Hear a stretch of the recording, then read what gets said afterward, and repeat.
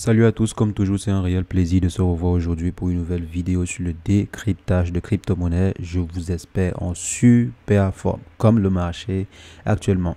Les amis, il y a des projets qui sont en train de surperformer en 24 heures. Des croissances, les amis, qu'on ne pouvait pas imaginer, surtout en un laps de temps aussi court.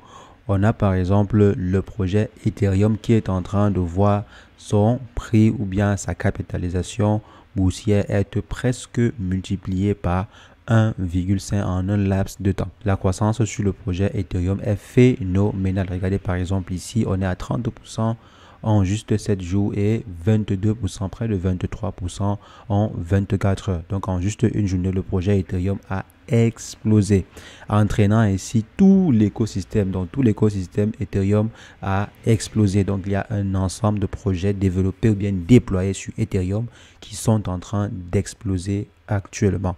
Donc on va décortiquer ensemble l'actualité autour de cette merveilleuse performance qu'est en train de faire le marché actuellement, et aussi est-ce que ça peut perdurer. Donc généralement quand on a des résultats pareils, il faut savoir si jamais ça peut perdurer ou pas, ou bien il faudrait penser à prendre quelques profits en attendant que la situation se stabilise ou bien s'améliore. Donc on va essayer de décortiquer ensemble l'actualité dans cette vidéo. Si jamais c'est la première fois que vous passez par ici, régulièrement nous faisons de superbes vidéos sur le décryptage de crypto-monnaies. Donc si jamais cette thématique vous intéresse, n'hésitez pas les amis, abonnez-vous.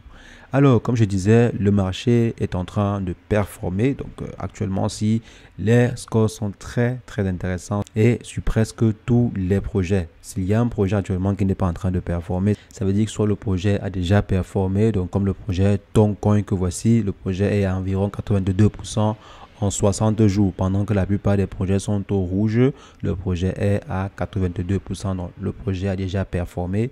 Maintenant, si on voit les autres projets, donc si on vient par exemple ici, il y a des projets comme Tron qui ne sont pas en train de performer, mais on sait généralement que les investisseurs ne s'intéressent plus trop à ce fameux projet. Mais de façon globale, on voit que le marché est ouvert. Le projet Ethereum est en train de prendre près de 30% en 7 jours. Le projet Bitcoin, 13% en 7 jours. 4% en 24, 4 voire 5% en 24 heures. Il y a également des projets assez intéressants. Les projets, bon, pour ma part, ce n'est pas assez surprenant que le projet Solana soit à 23% en 7 jours. C'est très normal. Donc, de façon globale, qu'est-ce qui peut être à l'origine de cette bonne performance du marché? Alors, les amis, vous savez qu'il y a des ETF Bitcoin qui ont été émis, donc qui ont été approuvés par la SEC et émis sur le marché par des fonds d'investissement comme BlackRock et d'autres fonds d'investissement. Donc, il y a également, si vous vous rappelez très bien, on avait eu à faire une vidéo dessus, il y a également une possibilité que des ETF Ethereum soient mis sur le marché. Il y avait beaucoup d'investisseurs même qui se disaient c'est impossible que la SEC approuve des ETF ETH. C'est la raison pour laquelle on voyait le marché exploser. Donc quand le Bitcoin par exemple prenait près de 20%, 30% même en 7 jours ou un mois, le projet Ethereum était plutôt modeste en termes de croissance. Je pense on n'a pas vu Ethereum à 4000 $ pendant longtemps. On a vu par exemple des projets comme Solana, des projets comme BNB toucher des sommets. Maintenant, la donne a changé. Apparemment, la probabilité que les ETF ETH soient approuvés est quittée de 25 à 75%. Donc, on est passé d'une probabilité ici soudaine de 25 à 75% selon l'analyste Eric Balchunas. Donc, j'espère que je prononce bien. Donc, d'après ce dernier, il y aurait beaucoup plus de chances que les ETF ETH soient approuvés par la SEC parce que ces derniers ont demandé à ce que le dossier soit mis à jour. Vous savez que le procédé était presque le même pour les ETF Bitcoin. Donc, quelques temps avant l'échéance, parce que l'échéance pour la demande des ETF pour les dossiers, je crois, l'échéance est le 23 mai prochain. Donc, d'ici 2 jours. Et on se rappelle que c'était presque la même chose pour le Bitcoin, donc pour la demande d'ETF Bitcoin. Donc, arrivé quelques jours avant l'échéance, la SEC avait demandé à ce que tous les différents fonds d'investissement, bien toutes les personnes qui ont émis des requêtes, que ces derniers puissent compléter leur dossier. Parce qu'après l'échéance, ils ne pourront plus compléter le dossier. Donc après le 23, ceux qui veulent émettre des ETF ETH n'auront plus la possibilité de faire la demande. Donc ETF, ETH, ça se ressemble beaucoup. il n'y a que la lettre H et F qui diffèrent. Donc raison pour laquelle ça peut un peu embrouiller. Donc les amis, voici ce qui fait exploser particulièrement le marché ces jours-ci. Donc en plus de ce que l'on sait déjà de les bonnes performances, la bonne santé économique du gouvernement américain, tout ce qui va avec, il y a maintenant les ETF, ETH qui pourrait être accepté donc après le 23. C'est pas pour dire que le 23 on aura une décision. Non, le 23, je pense que c'est la date butoir pour la clôture des dossiers, donc des candidatures pour ceux qui veulent émettre des ETF. Après cela, on va attendre voir la réponse, donc si jamais la SEC est favorable ou pas. Mais d'après les analystes, la SEC serait très favorable à l'émission des ETF. Donc maintenant, on connaît aussi très bien les conséquences de ces émissions d'ETF là. Donc le but global, c'est une adoption massive des crypto-monnaies. On sait que de façon générale, il y a beaucoup de personnes qui ne peuvent pas investir dans les crypto-monnaies ou bien qui n'ont pas la capacité ou les facilités d'investir sur le secteur des crypto-monnaies, soit peut-être parce que légalement parlant, ils ne peuvent pas s'impliquer directement dans l'investissement de crypto-monnaies. Je pense par exemple à certaines entreprises ou bien certains fonds. Je pense par exemple à certaines entreprises ou bien certaines banques qui ne peuvent pas investir directement dans les crypto-monnaies. Donc des solutions pareilles comme des ETF vont aider ces personnes-là à se positionner sur le secteur des crypto-monnaies de façon très simple, sans pour autant avoir besoin de s'arrimer aux lois ou bien à quoi que ce soit, parce que généralement les ETF vont jouer le rôle d'intermédiaire entre ce monde-là, le monde des crypto-monnaies et le monde de la finance traditionnelle. Donc vous n'aurez pas besoin de vous tracasser en ce qui concerne les législations ou bien en ce qui concerne la gestion des ETF. Donc vous n'aurez pas besoin de vous tracasser en ce qui concerne la gestion par exemple des actifs crypto, parce qu'il y a également des risques qui vont avec. Et ces risques-là seront supportés par la personne qui émet ces ETF. Donc si jamais vous achetez un ETF de BlackRock, alors BlackRock est responsable de tout ce qui est back. Donc vous n'aurez pas à vous tracasser en ce qui concerne la gestion de la clé privée, la clé publique, ce qui va en fait faciliter l'adoption massive des crypto-monnaies au grand public et même également auprès des gros investisseurs, de certains gros investisseurs. On sait très bien qu'il y a des personnes qui sont entre parenthèses traditionnalistes, qui n'aiment pas entendre parler des technologies ou bien qui n'aiment pas trop entendre parler des crypto-monnaies et autres. Donc eux, ils auront la possibilité d'utiliser une solution ou bien un outil financiers qu'ils ont l'habitude d'utiliser, à savoir des ETF pour pouvoir investir sur une valeur qui a un très très bon taux de rentabilité. Parce que jusqu'à présent, si on essaie d'évaluer les rentabilités, si on prend par exemple la rentabilité du Bitcoin en 5 ans ou en 6 ans, elle est exponentielle par rapport à d'autres investissements ou bien par rapport à d'autres produits financiers. Donc ces personnes-là qui émettent des ETF pourraient présenter le secteur des crypto-monnaies comme étant un secteur, ou bien les ETF Bitcoin ou ETH comme étant une solution présentant des retours sur investissement assez intéressants, et c'est bien le cas. Donc sur le long terme, généralement les crypto-monnaies ça rapporte. Donc les amis, on s'attend à une adoption massive des crypto-monnaies à partir de cette année-ci. C'est vrai, il y a la situation mondiale qui n'est pas favorable actuellement, si on ne va pas se leurrer. Donc actuellement on a toujours un souci. C'est vrai que cette bonne nouvelle-ci vient un peu soulager le marché, si je veux dire, mais il y a encore des maux qui sont présents. Donc on a encore des difficultés qui sont là. Le marché mondial n'est pas encore stable. Le marché économique mondial n'est pas encore stable. On ne doit pas l'oublier. Donc il y a la guerre, il y a la crise, il y a ceci, il y a cela. Tous ces différents éléments sont encore présents. Donc ceci peut être juste temporaire.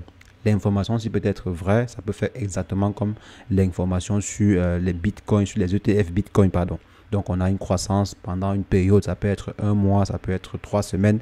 Je pense que, bon, pour le Bitcoin, on était aux alentours de 1 mois. Je pense pour Ethereum, on pourrait être aux alentours des 2 semaines, sauf s'il y a une nouvelle qui vient faire perdurer, en fait, le marché haussier. Mais sinon, on pourrait être à une croissance si simplement la croissance en question est supportée par cette nouvelle-ci ou bien par la mise sur le marché des ETF, ETH. Je pense que ça pourrait durer maximum, grand maximum 2 à 3 semaines, vraiment grand maximum.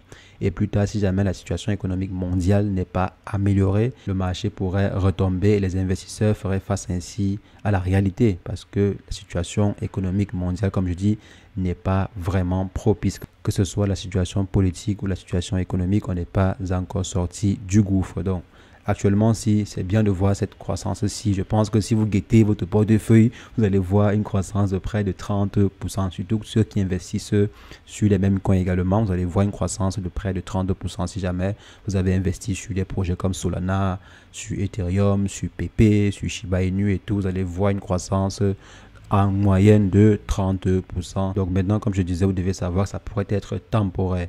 C'est vrai, la probabilité que les ETF, ETH soient rejetés, elle est assez faible. Donc je ne pense, personnellement, moi je ne pense pas que la demande en question sera rejetée. Donc là, c'est mon avis à moi. Ça peut être prolongé, ça peut être reporté à une date ultérieure, peut-être pour complément d'information ou bien complément de documentation. Mais pour ma part, qu'elle soit rejetée, je ne pense pas que la demande sera rejetée.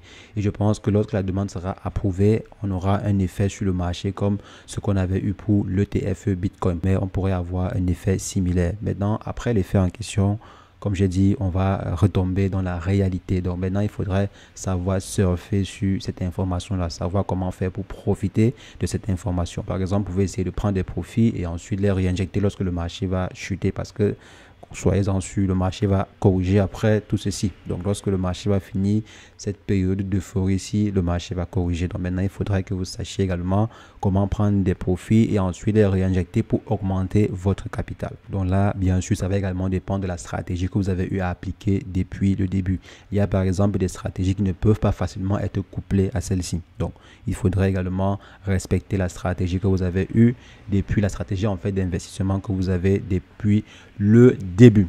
Mais de façon grosso modo, les amis, pensez à bien vous positionner sur le marché. On est en train de voir cette hausse-ci et n'oubliez jamais que vous ne gagnez sur le marché des crypto-monnaies ou bien que sur les investissements que uniquement lorsque vous vendez. Donc, si vous ne vendez pas, vous n'avez rien. N'oubliez jamais cela. Si vous ne vendez pas, vous n'avez rien. Donc, si lorsque vous êtes par exemple ici, vous avez effectué un investissement à ce niveau, vous êtes disons à combien? À 1000 $. Et lorsque le marché fait un bond de 300%, donc vous arrivez peut-être à 3000 $ et vous ne vendez pas, soit en partie au moins, alors vous n'avez pas fait de profit parce que le marché peut encore redescendre jusqu'à arriver à ces 1000 $, voire même aller un peu plus bas. Donc, vous aurez perdu en fait de l'argent. Donc, il faut avoir également cette stratégie-là. Généralement, les grosses baleines, les gros investisseurs, ils ne vont pas attendre que le marché va faire du fois 10 milliards de pourcents ou bien fois 15 000%. Non, ils auront une stratégie basée sur le profit. On veut faire du profit sur le marché. On est là pour faire du profit. 30% c'est un profit, 50% c'est un profit, 100% c'est un profit, 200% c'est un profit. Il y a ceux que tant que le projet n'a pas encore fait du fois 15 000, ils ne vont pas penser à faire du profit, même temporaire. Par exemple, comme j'ai dit, vous pouvez prendre du profit maintenant et ensuite réinjecter sur le marché lorsque ce dernier va chuter pour augmenter en fait votre capital. Donc, pourquoi pas? Ça peut aussi être une stratégie pour gagner beaucoup plus. Donc, il y a des gens qui ne vont jamais penser à cela. Mais les amis, vous devez savoir que le marché est une jungle. Le marché, c'est une jungle. Chacun vient et chacun part. Il y a ceux qui vont venir et en partant, ils auront le sourire. Il y a ceux qui vont venir et en partant, ils vont pleurer ou bien ils vont même... Et en partant, ils vont pleurer ou bien ils ne vont même jamais pleurer parce qu'ils ne pourront pas partir tellement ils sont dans le rouge. Donc les amis, il faut savoir également se positionner, se repositionner même sur le marché des crypto-monnaies et de façon générale sur tous les différents marchés.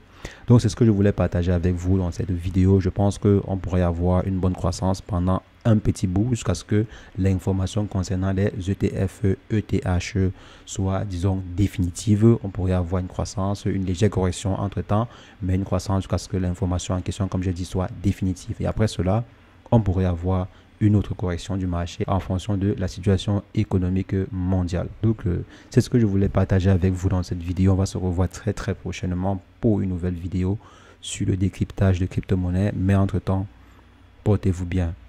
Ciao, ciao.